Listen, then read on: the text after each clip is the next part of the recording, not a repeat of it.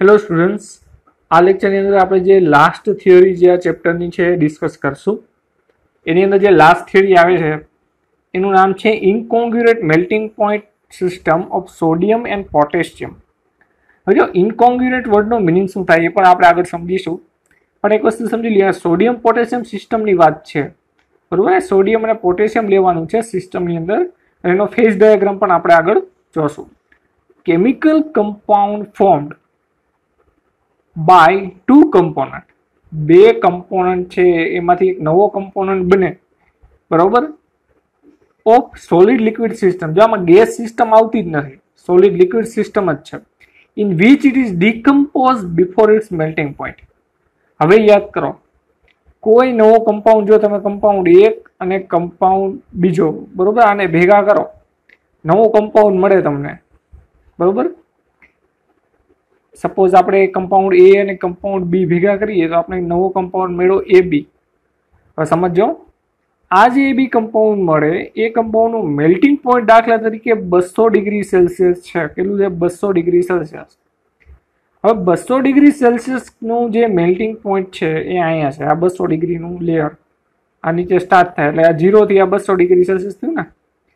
200 degree સેલ્સિયસે પહોંચે એ પહેલા, એટલે 200 કરતાં પહેલા તો કેટલી વેલ્યુ આવી જાય, દાખલા તરીકે બિલો 200 થી નીચેની કોઈ પણ વેલ્યુ હોય, એ સમયે જો એ ડિકમ્પોઝ થઈ જાય એટલે વિઘટન થઈ જાય એટલે પોતાના મૂળ સ્વરૂપમાં પાછું ફરે, તો એવા સમયે એ કમ્પાઉન્ડને કહેવામાં આવશે incongruent melting point system. Incongruent melting point થયો. કોંગ્રુએટ મેલ્ટિંગ પોઈન્ટમાં આવું નથી થતું. કોંગ્રુએટ મેલ્ટિંગ પોઈન્ટમાં એના મેલ્ટિંગ પોઈન્ટ પછી એનું ડિકમ્પોઝિશન થાય, અને આમાં પહેલા થઈ જાય એટલે એને ઇનકોંગ્રુએટ સિસ્ટમ કહેવાની છે. ઇનકોંગ્રુએટ મેલ્ટિંગ પોઈન્ટ સિસ્ટમ થશે, બરોબર. તો આનું બેસ્ટ એક્ઝામ્પલ છે સોડિયમ પોટેશિયમ. એ જોઈએ. Sodium potassium system has a incongruent melting point system and phase diagram is show as under. આનો ફેઝ ડાયાગ્રામ પહેલા તો આપણે સ્ટડી કરી લઈએ એટલે આપણે પછી આગળ ખ્યાલ આવશે. હવે જો ટેમ્પરેચર વર્સિસ કમ્પોઝિશન છે, સિમ્પલ ડાયાગ્રામ છે. લેફ્ટ સાઈડ પોટેશિયમ આપેલું છે, રાઈટ સાઈડ સોડિયમ આપેલો છે. રાઈટ સાઈડ જે સોડિયમ આપેલું છે એના 100% અહીંયા હશે, આ પાસે, અને આ સાઈડ હશે એ પોટેશિયમ હશે 100%. પણ જેમ તમે આ સાઈડ આવશો એમ બંનેમાં ફેરફાર થતું જશે, કારણ કે બંને મિક્સ થતું જશે.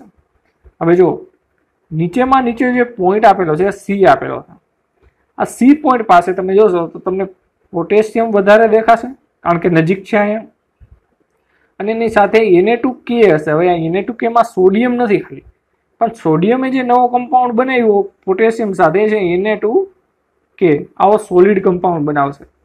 પોટેશિયમ અને સોડિયમ જે બંને છે જોડાઈ નવો કમ્પાઉન્ડ બનાવશે, બરોબર. હવે આમાં કોઈ જાતની વેલેન્સી છે ને, એ વેલેન્સી નો મગજમાં રાખતા, કે તમે એવું સમજી લ્યો કે સોડિયમ છે, બરોબર, સોડિયમ એ મેટલ છે ને પોટેશિયમ એ મેટલ છે, તો બંને મેટલ કઈ એકબીજા કેમ એકબીજા સાથે જોડાય, એવું નથી હોતું. સોડિયમ અને પોટેશિયમનો જે સોલિડ કમ્પાઉન્ડ બનેલો છે ને, એ કમ્પાઉન્ડની અંદર સોડિયમ અને પોટેશિયમનું જે ક્રિસ્ટલ સ્ટ્રક્ચર હોય, દાખલા તરીકે આ પોટેશિયમનું ક્રિસ્ટલ સ્ટ્રક્ચર છે, જો ક્રિસ્ટલ સ્ટ્રક્ચર છે આવી રીતના, બરોબર, ક્રિસ્ટલ એના આવી રીતના ગોઠવાયેલા છે. શેનું છે? પોટેશિયમનું. એની અંદર સોડિયમ સમાઈ જાય, એની જગ્યા જે બે ક્રિસ્ટલ હોય, બે એટમ હોય, દાખલા તરીકે પોટેશિયમ છે અને પોટેશિયમ છે, તો આવી રીતના 4 પોટેશિયમની વચ્ચે કંઈક જગ્યા તો હશે ને, તો એ જગ્યામાં સોડિયમ આવી જાય, બરોબર. એ પ્રકારનો આ ક્રિસ્ટલ છે અને સોલિડમાં છે, બરોબર. એટલે એવું ન સમજતા કે એની સાથે કોઈ આયોનિક બોન્ડ જોડાયેલો છે કે કોવેલેન્ટ બોન્ડ જોડાયેલો છે, એવું નથી, બરોબર. હવે જે કમ્પાઉન્ડ નવો બનેલો છે જો સી પાસે, ત્યાં સી પાસે આ પોઈન્ટ ઉપર એનું ડિકમ્પોઝિશન થઈ જાય, કારણ કે અહીંયા તો લિક્વિડ જોવાનું છે, અહીંયા બધું લિક્વિડમાં છે. સોડિયમ હોય તો ભલે, પોટેશિયમ હોય તો ભલે. અહીંયા સોડિયમ અને પોટેશિયમ ક્યાં જોવા મળશે? લિક્વિડમાં જોવા મળશે. ક્યાંથી લિક્વિડ થવાનું સ્ટાર્ટ થાય છે? સી પોઈન્ટથી થાય છે ને. અને મેલ્ટિંગ પોઈન્ટ અહીંયા છે, જો જે પોટેશિયમનો મેલ્ટિંગ પોઈન્ટ એ પાસે છે, સોડિયમનો મેલ્ટિંગ પોઈન્ટ બી પાસે છે. હવે તમને ખ્યાલ આવશે કે સોડિયમનો જે મેલ્ટિંગ પોઈન્ટ છે અને પોટેશિયમનો જે મેલ્ટિંગ પોઈન્ટ છે એ પહેલા, એટલે કે દાખલા તરીકે સોડિયમ પોટેશિયમના મેલ્ટિંગ પોઈન્ટ પહેલા તો એનું ડિકમ્પોઝિશન થઈ ગયું આ પોઝિશન ઉપર, કારણ કે ડિકમ્પોઝિશન થઈ જાય તો લિક્વિડ બને ને, લિક્વિડ બની ગયું. જો સોડિયમ અને પોટેશિયમ જ હશે, બીજું કાંઈ નહીં હોય. સોડિયમ અને પોટેશિયમ, અહીંયા Na2K નહીં હોય, એ કમ્પાઉન્ડ રહેતો નથી, કારણ કે એ કમ્પાઉન્ડ સોલિડમાં જ બને, લિક્વિડમાં કોઈ દિવસ બનતો નથી. હવે આ સમયે તમને શું જોવા મળશે? તો આ સમયે તમને પૂરેપૂરા ફોર્મમાં એટલે કે કમ્પ્લીટ ફોર્મમાં તમને શું જોવા મળશે? સોડિયમ અને પોટેશિયમ લિક્વિડ ફોર્મમાં. પણ એ પહેલા ક્યારે જ થાય? જો અહીંયા સ્ટાર્ટ થઈ ગયું. આપણે એક આગળના આની પહેલા પણ એક સિસ્ટમ જોઈ હતી, બરોબર, મેગ્નેશિયમ ઝીંક વાળી સિસ્ટમ. એમાં આવું નહોતું થતું. એમાં તો આ પોઝિશન ઉપર એવું થતું હતું કે આ પોઝિશનના પછીના કેસમાં એવું થતું હતું, અથવા તો આ પોઈન્ટથી સ્ટાર્ટ થતું હતું ને. તો આ જે પોઈન્ટ છે મેલ્ટિંગ પોઈન્ટ છે. તો યાદ રાખજો, મેલ્ટિંગ પોઈન્ટ હોય ને, કોઈ પણ કમ્પાઉન્ડના મેલ્ટિંગ પોઈન્ટની લાઈન હોય ને, એ સમયે અથવા તો એ પછી થાય ને તો એને કોંગ્યુરેટ સિસ્ટમ કહેવાય. અને જો એ મેલ્ટિંગ પોઈન્ટ પહેલા થઈ જાય ને લિક્વિડમાં ફોર્મ, તો એને ઇનકોંગ્યુરેટ સિસ્ટમ કહેવાય. તો આ કઈ સિસ્ટમ થઈ ગઈ? ઇનકોંગ્યુરેટ થઈ ગઈ. કારણ કે આ સમયે જેનું વિઘટન થઈ જાય છે, ડિકમ્પોઝિશન થઈ જાય છે, એમાં લિક્વિડમાં થાય છે. તો આ પ્રકારની સિસ્ટમને કહેવામાં આવે છે ઇનકોંગ્યુરેટ.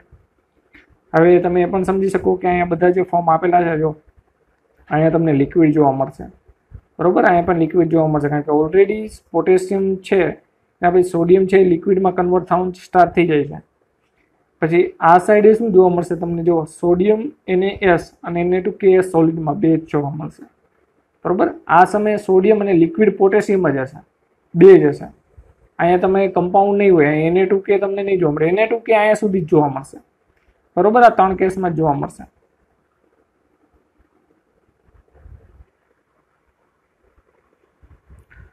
હવે આપણે પેલા જે એસી કર્વ છે એ જોઈએ. તો એસી કર્વમાં તમે જોઈ શકો છો, આપણે ફિગરના આધારે સમજીએ કે એસી કર્વ જે અહીંયા આપેલું છે, બરોબર, એસી કર્વ કહેવાય. તો તે સમયે આપણે ડિગ્રી ઓફ ફ્રીડમની વેલ્યુ કેટલી મળશે? તો જો એસી કર્વની અંદર આપણે જે વેલ્યુ મળે છે એમાં કમ્પોનન્ટ બે છે, ખબર છે આપણે કે એક સોડિયમ છે ને એક પોટેશિયમ છે. ફેઝ કેટલા છે? બે છે. એક લિક્વિડ છે ને એક સોલિડ છે, બરોબર. તો તે સમયે એફ ડેશની વેલ્યુ કેટલી આવશે? 1 આવશે. તો સિસ્ટમ કેવી થઈ ગઈ? મોનોવેરિયન્ટ. એવી જ રીતના આપણે કેલ્ક્યુલેટ કરી શકીએ બીડી કર્વ માટે, તો ત્યાં પણ મોનોવેરિયન્ટ આવશે. સીડી કર્વ માટે કરીએ ત્યાં પણ મોનોવેરિયન્ટ જ આવશે, બરોબર. In this curve system is also મોનોવેરિયન્ટ.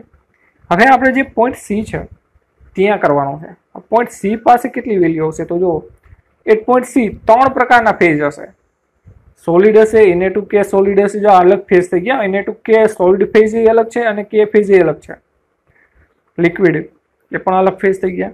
અજ પર condense phase equation rule degree of freedom 0 થઈ જાય. 3 ફેઝ થાય અને 2 કમ્પાઉન્ડ થાય તો વેલ્યુ કેટલી થઈ જાય? 0 થઈ જાય, બરોબર.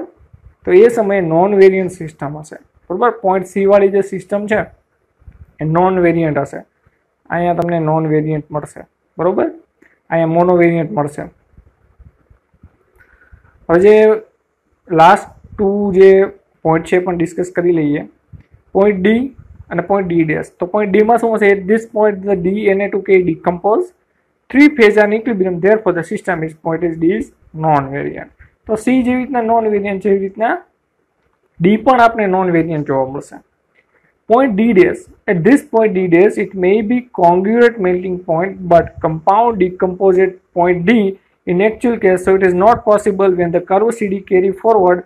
At that time, it can't get D dash theoretically. તમને જે D dash ની વેલ્યુ મળે છે થિયોરેટિકલી મળે છે, પ્રેક્ટિકલી મળતી નથી, કારણ કે એ પહેલા તો એનું ડિકમ્પોઝિશન થવાનું સ્ટાર્ટ થઈ જાય છે. ક્યાં? પોઈન્ટ સી પાસેથી, બરોબર. તો એ સમયે આ સિસ્ટમ છે નોન કોંગ્યુરન્ટ છે અથવા તો ઇનકોંગ્યુરન્ટ છે. કોંગ્યુરન્ટ સિસ્ટમ હોત તો તમને એમાં વેલ્યુ મળત, પણ અહીંયા તમને વેલ્યુ મળતી નથી, બરોબર. તો આજે આપણે ચેપ્ટર જે છે ફેઝ ઇક્વિલિબ્રિયમ ને કમ્પ્લીટ કરીએ છીએ, બરોબર. Thank you.